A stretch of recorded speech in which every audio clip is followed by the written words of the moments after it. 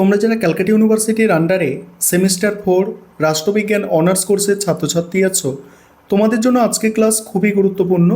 আজকের ক্লাসে তোমাদের ডিএসসিসি 6 মডিউল 1 থেকে তিনটি নয় 4টি গুরুত্বপূর্ণ 5 বা 10 নম্বরের প্রশ্নের উত্তর নিয়ে আলোচনা করব।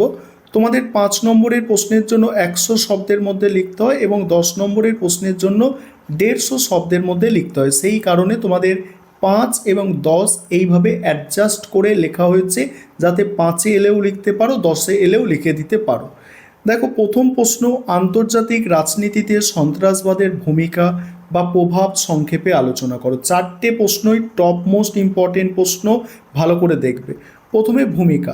সমকালীন আন্তর্জাতিক রাজনীতিতে সন্ত্রাসবাদ একটি অন্যতম প্রধান অপ্রথাগত নিরাপত্তার হুমকি হিসাবে আবির্ভূত হয়েছে।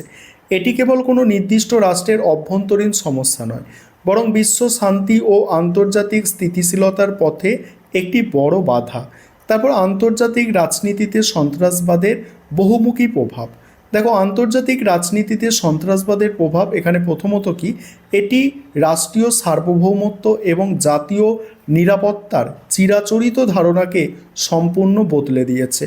2001 সালের 11ই সেপ্টেম্বর 9/11 হামলা 9/11 হামলার পর থেকে বিশ্বের প্রায় প্রতিটি রাষ্ট্র তাদের বৈদেশিক ও প্রতিরক্ষা নীতিতে সন্ত্রাসবাদ দমনকে সর্বোচ্চ অগ্রাধিকার দিচ্ছে। দ্বিতীয়, সন্ত্রাসবাদ আন্তর্জাতিক সম্পর্কের নতুন মেরুকরণ ঘটিয়েছে।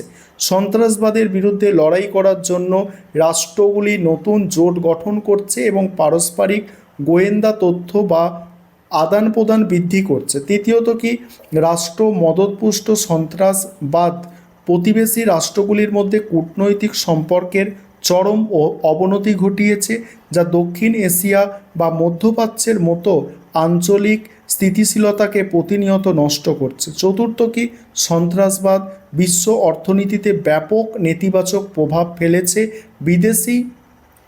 বিদেশি বিনিয়োগ হ্রাস, পর্যটন শিল্পের ক্ষতি এবং প্রতিরক্ষা বা নিরাপত্তা খাতে বিপুল ব্যয়ের কারণে উন্নয়নশীল দেশগুলির অর্থনীতি চরমভাবে ক্ষতিগ্রস্ত হচ্ছে। তারপরের প্রশ্ন কি আছে, ওয়েস্টফেলিয়া ও উত্তর ওয়েস্টফেলিয়া রাষ্ট্র ব্যবস্থার মূল বৈশিষ্ট্য আলোচনা করো। প্রথমেই ভূমিকা।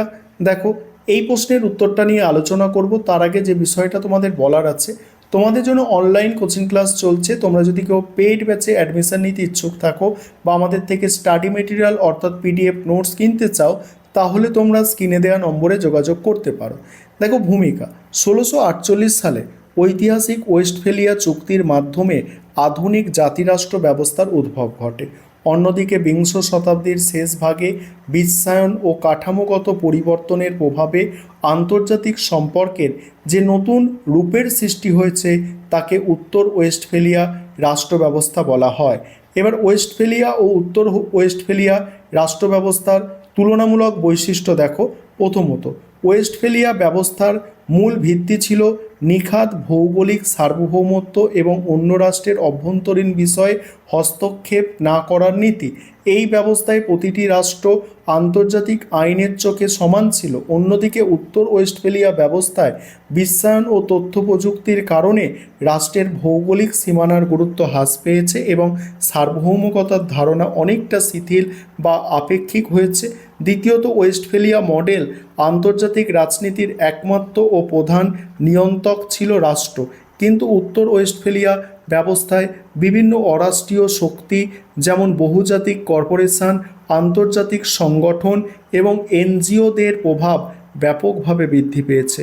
তৃতীয়ত কি, ওয়েস্টফেলিয়া ব্যবস্থায় জাতীয় স্বার্থ ও নিরাপত্তাই ছিল চূড়ান্ত লক্ষ্য, কিন্তু বর্তমানে উত্তর ওয়েস্টফেলিয়া যুগে মানবাধিকার রক্ষা, পরিবেশ বিপর্যয় রোধ বা সন্ত্রাসবাদ দমনের মতো বিষয়গুলি বিশ্বজনীন রূপ নিয়েছে।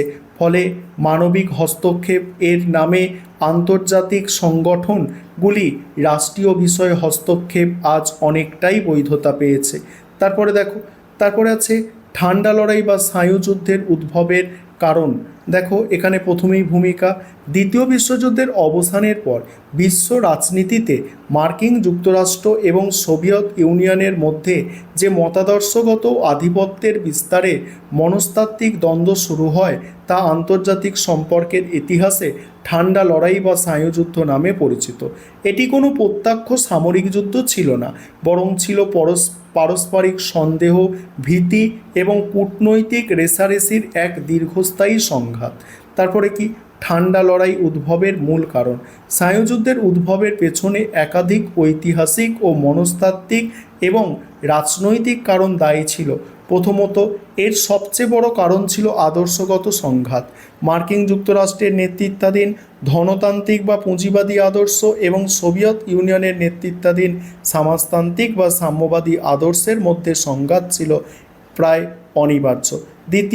দ্বিতীয় বিশ্বযুদ্ধের শেষ লগ্নে মার্কিন যুক্তরাষ্ট্র চরম গোপনীয়তা বজায় রেখে পারমাণবিক বোমার আবিষ্কার ও প্রয়োগ করলে সোভিয়েত ইউনিয়ন নিরাপত্তাহীনতায় ভোগে, যার ফলে দুটি মিত্রশক্তির মধ্যে অবিশ্বাসের বীজ রোপিত হয়।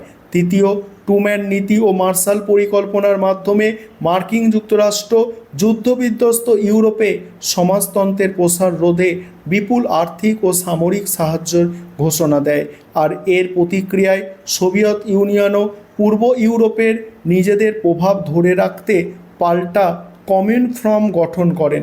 চতুর্থ, উইনস্টন চার্চিলের বিখ্যাত লৌহ জবানিকা অর্থাৎ বক্তৃতা এবং বার্লিন অবরোধ পরিস্থিতিকে আরও ঘোরালো করে তোলে। এছাড়া পরবর্তীতে ন্যাটো এবং ওয়ারাস চুক্তির মতো সামরিক জোট গঠনের মাধ্যমে বিশ্ব সম্পূর্ণ দুটি মেরুতে বিভক্ত হয়ে যায়। উপসংহার দিয়ে শেষ করতে হবে। পরের প্রশ্ন হচ্ছে আন্তর্জাতিক সম্পর্কে চর্চায় পরিযায়ী বা অভিবাসনের সমস্যা। এখানে সমস্যাগুলি কি আছে দেখো। প্রথম হচ্ছে অর্থনৈতিক কারণেই এর প্রধান চালিকা শক্তি। উন্নত কর্মসংস্থান, দারিদ্র্য মুক্তি এবং জীবনযাত্রার মান উন্নয়নের আশায় উন্নয়নশীল বা অনুন্নত দেশ থেকে অসংখ্য মানুষ উন্নত দেশে পাড়ি দেয়। দ্বিতীয় হচ্ছে রাজনৈতিক অস্থিরতা, যুদ্ধবিগ্রহ অভিবাসনের অন্যতম প্রধান কারণ। সিরিয়া, আফগানিস্তান, প্যালেস্তাইন বা ইউক্রেনের মতো দেশগুলিতে দীর্ঘস্থায়ী যুদ্ধ, সন্ত্রাসবাদ এবং রাজনৈতিক নিপীড়নের কারণে লক্ষ লক্ষ মানুষ প্রাণভয়ে দেশ ছাড়তে বাধ্য হয়, শরণার্থীতে পরিণত হয়েছে। তৃতীয়ত হচ্ছে মানবাধিকার লঙ্ঘন এবং ধর্মীয়, জাতিগত বা ভাষাগত বৈষম্যের কারণে সংখ্যালঘুরা দেশ ত্যাগ করতে বাধ্য হয়। ঠিক আছে, এইভাবে তোমাদের প্রশ্নের উত্তরগুলো লিখতে হবে। আবারও বলছি, তোমরা যারা পেইড ব্যাচে অ্যাডমিশন নিতে ইচ্ছুক বা আমাদের থেকে স্টাডি মেটেরিয়াল পারচেস করতে চাও, অবশ্যই তোমরা স্ক্রিনে দেওয়া নম্বরে যোগাযোগ করতে পারো।